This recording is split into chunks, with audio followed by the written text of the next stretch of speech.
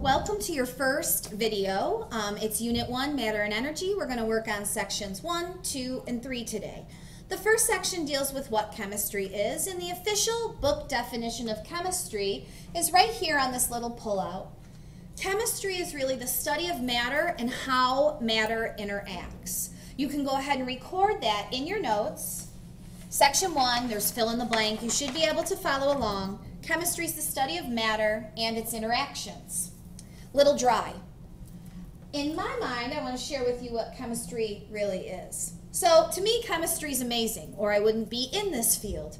But there are two elements on the periodic table. These are them. The first one is chlorine. Chlorine is a yellow, deadly gas. If you inhale it, it shrivels your lung tissue, you die. It's also known as mustard gas.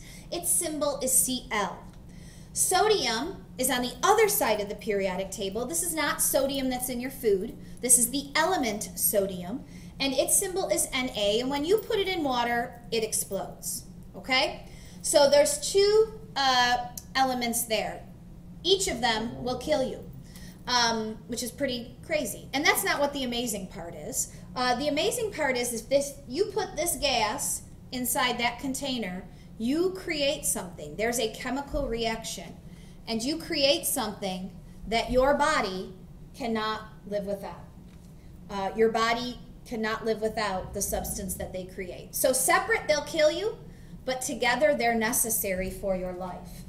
If you haven't guessed by the symbols or the names sodium and chlorine, what they actually create is a compound. They chemically combine to create a compound called sodium chloride.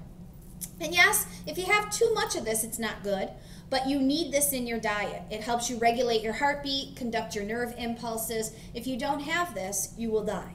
So the wonder, how does that happen, is really what excites me about chemistry, and that's what I hope to instill in you this year.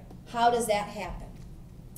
Chemistry, I said, is the study of matter, and so it's important that we review what matter is. You learned about it a while ago.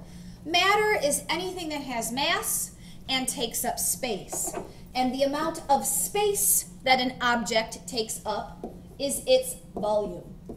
For example, I take up more space than this pen does. I have a greater volume than the pen, okay? Mass is the amount of matter in an object. I also have a greater mass than this pen. There's more matter in me than there is in this pen. The smallest units of matter are called atoms. And so all matter, whether it's me or this pen, is made of smaller units called atoms. And so in chemistry we study matter, and matter's made of atoms. So in chemistry we study atoms, what they are, what their properties are, and how they interact. On the grand level, we observe matter, and we talked about in the demonstration on Monday, observations are one of two types. Either qualitative observations, which don't have any numbers, they're just qualities. It's red, it's blue, it's short, it's tall, it's cold, it's hot. Or quantitative observations. Quantitative sounds like quantitative, sounds like quantity, which means amount. And quantitative observations do have numbers. For example, the water is hot. No number, qualitative. The water is 100 degrees Celsius. Quantitative. There's a quantity, a number. Quantitative observations, okay? In your labs, I'd like you to focus on, if you can measure it, do it. Give me quantitative, because what's hot to you and hot to me are two different things. Knowing something's 100 water's 100 degrees Celsius means if you put your hand in it, you're going to burn. That's boiling water, okay? Something hot, I don't know, that means I might be able to touch it, right? So quantitative observations are better for us, safer, and less subjective. We like those. The rest part of this lesson then today deals with how we measure matter, and what we do when we measure matter is we make measurements, and measurements always have two parts. They have a number and a unit. You can't tell me something's 5.23. 5.23 what? We need the unit with it. Many ways or measurements we can make are given to you in your reference tables. This is a picture here of reference table D, as in dog. So you'll see units up here that we use in reference table D, okay? For example, when we measure the length of something, we use the meter or forms of the meter, centimeter, millimeter, micrometer, picometer, that type of thing. When we measure energy, it's joules.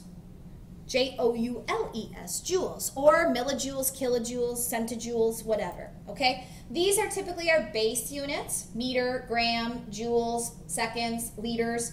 These are our base units. And then there's forms of those. Okay, I know you've heard of millimeters and centimeters, grams and kilograms, those types of things. All right, so these are our units, and this is given to you in reference table D. What I'm going to focus on today is how to convert from one unit to another, and I'm going to give you two ways to perform unit conversions. A counting way on a number line and a more mathematical way in a dimensional analysis. So the number line's like counting. And I think I'll walk you through the steps and then a couple examples for each one. Basically, you're going to use this reference table, which is table C. It gives us many of our forms, our prefixes that our base unit could exist in. For example, kilograms, decigrams, centigrams, milligrams, micrograms, nanograms, picograms. You'll notice the gram is not on here, but if I were to put it on here, it would go here. It's 10 to the 0. That's where you would find the gram and the liter and the meter and the joule. Those are all our base units. G, L, little m, capital J. Okay, those are our base units. They would be in this range at 10 to the 0. So you're going to make a number line, and then basically you're going to plot the exponents. So you're going to make a star where you're starting and circle where you want to go. And however many places you move on the number line, that's how many places you move the decimal. If you move up the number line, you're going to move the decimal left. If you move down the number line, you're going to move the decimal right.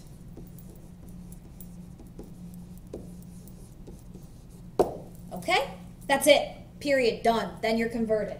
So let's try a couple problems. You have some there in your notes using the number line method. I gave you 3 examples on the back of the second page. It says a student weighed out 153.3 grams of iron, and grams is abbreviated with a G. And they want you to A, express it in kilograms. And then in B, they want you to express it in picograms. Express means convert, right? Convert it to. And then in C, they want you to express it in micrograms. Micrograms has a funny abbreviation. It's a line with like a letter U, micrograms, okay? It has a little cursive U there. Picograms is little p, picograms. And then kilograms, capital or lowercase k, g, kilograms, okay? So basically I'm taking, in each of these, in this one, I'm taking grams that I'm given and converting it to kilograms. So I want to look at the exponents on table C for grams and kilograms. So if you go to table C, remember I said our base unit is always 10 to the 0. So grams is 10 to the 0. And kilograms, I look up the kilo part of this, the prefix. Kilo is a 3. It's 10 to the 3rd. What this table really means is that there are 10 to the 3rd grams in a kilogram.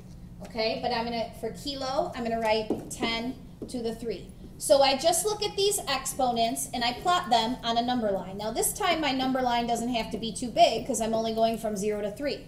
I'm moving 1, 2, 3 places up the number line. So I'm gonna move the decimal 3 places. And since I'm moving up the number line, I move the decimal to the left. So right now my number is 153.3. I'm moving 3 places to the left. 1, 2, 3. So that would represent 0.1533 kilograms. Done. Okay?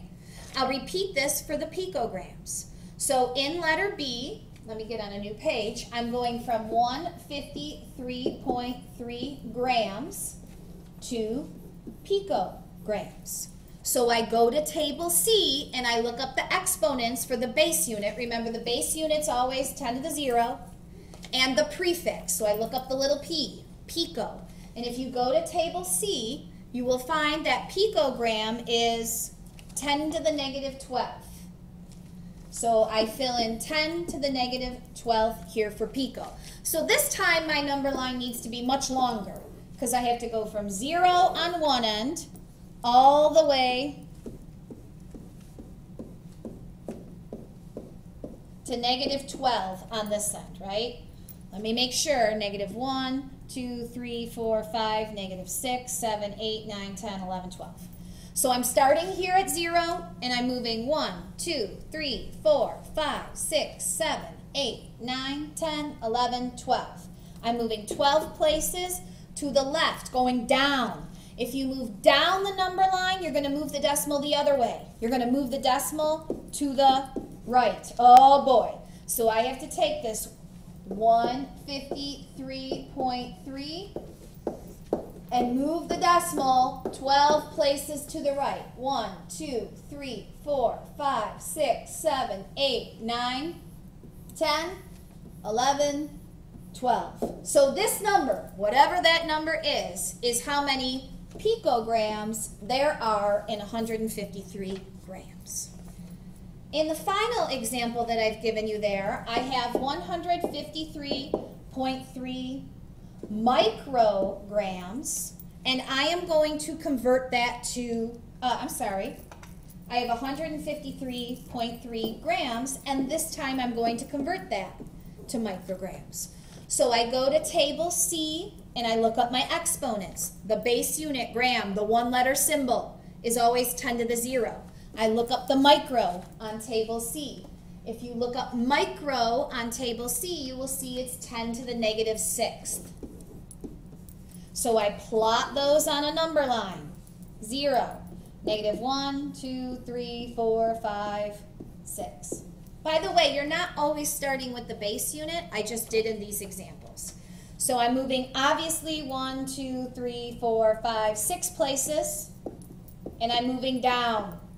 So that means I move the decimal point to the left, okay? I'm moving the decimal point, to the right. I'm moving 6 places down, which you go opposite. If you move to the left on the number line, you move the decimal point to the right. So we're at 153.3. We move the decimal point 6 places to the right. 1, 2, 3, 4, 5, 6. So my number of micrograms is 153,300,000